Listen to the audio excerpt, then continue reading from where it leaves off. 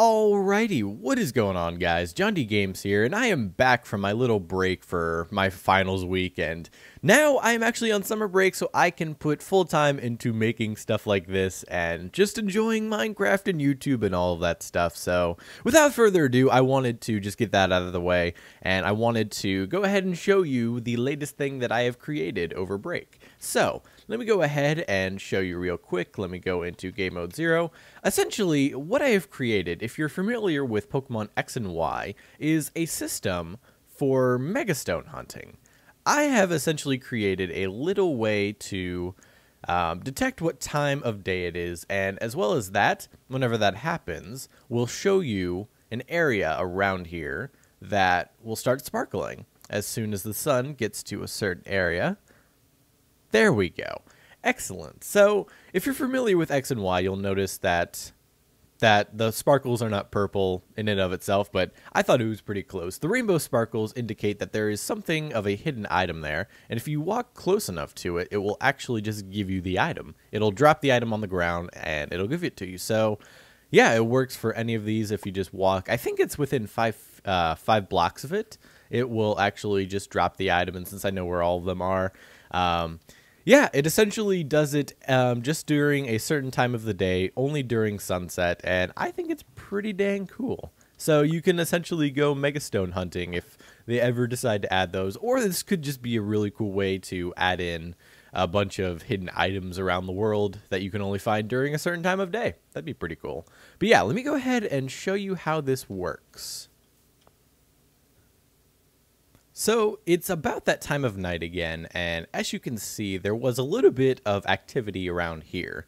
So this little mechanism right here is actually what drives the timing for the whole Megastone thing. This entire thing controls the time for when these turn on. So let me go ahead and show you what it does. So right here, we obviously have some daylight sensors, and they are pretty far apart in strength, but that is actually because that is sensing the range of what the stone sensor is going to be. So it has to be a certain range, so it will actually set the sun, and it will also just at the same time go down and signal, but at the same time it's not going to turn off after like a single signal drop. So this essentially creates a AND gate of multiple signals, so you have to have in between one signal, and I think that's 6 signals up till there. So yeah, 7 signals will keep that off. So minimum of 1, maximum of 6, and that just essentially creates its own little range. And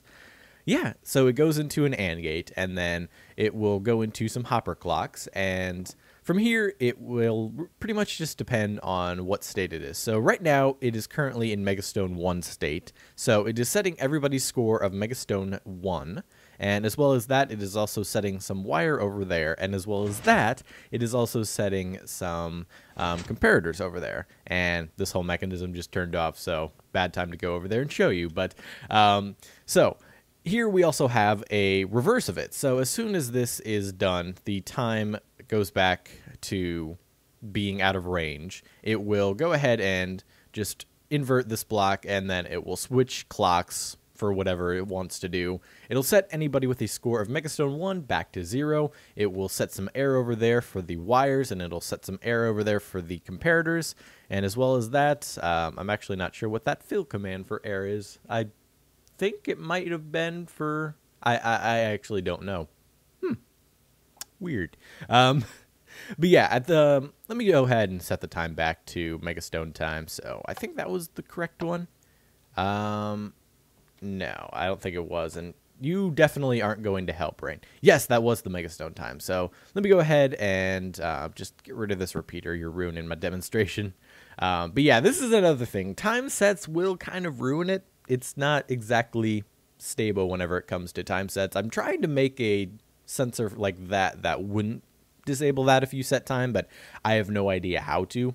So yeah, but yeah, let me go ahead and show you what's happening over here now, since it is actually Megastone time. So right now we have a very, very fast clock, and that is spawning in a ton of particles wherever a Megastone shall be. So right here we obviously have one, and as well as that is spawning in more particles on the exact same place. So this would essentially just extend out for how many items you wanted And yeah, so over here we also have an execute command, and this is really the biggest thing that drives this thing, because this actually senses if you're near and actually will spawn in the item. So let me go ahead and go through this. So this is the execute command and is testing for anybody with a score of Megastone 1. So that is very important to make sure that it's the time of day, so it's not executing all the time on all players. And what it's trying to execute is a fill command that will take any block of air with a data value of 2 and change that to 1. Actually reverse that. It tries to look for any air block with a data value of 1 and changes that to 2. And what that does is it'll activate one of these test for blocks. So these test for blocks are trying to find a Minecraft air block with a data value of 2 at the coordinates specified. And that will be aligned for all of the Megastone areas. So whenever it does actually find one, because of the execute command, whenever the execute command will work on a radius, I think that's of 5 around the player, it will execute and it will trip one of these test for blocks, and then it will go ahead and replace that air block to just normal everyday air, and then it will also spawn in a item or whatever it may be. And then I think, yeah, it'll set a block over here, so it will stop spawning particles, and it will essentially make that state 0. So yeah, that's pretty much all there is to it whenever it comes to the Megastones. It's pretty dang cool, and I can just go ahead and reset it there. But yeah, and as well as over there, that's what that was the missing air block thing. I forgot I had put this in. This was a little thing that is just to tell you if it's on or not. It's that giant stone in, I think it's Anastar City or something like that. The giant crystal that will light up whenever Megastones can actually be hunted. So yeah, and then I never did really explain too well what this thing is. This is essentially just a little mechanism that detects whether or not that it is daylight, and as opposed to the sunlight. I mean the sunset.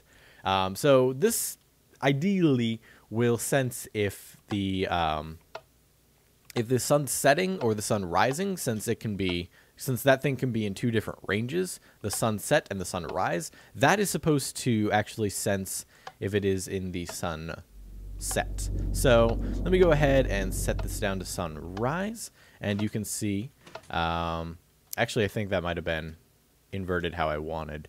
Let me go ahead and see.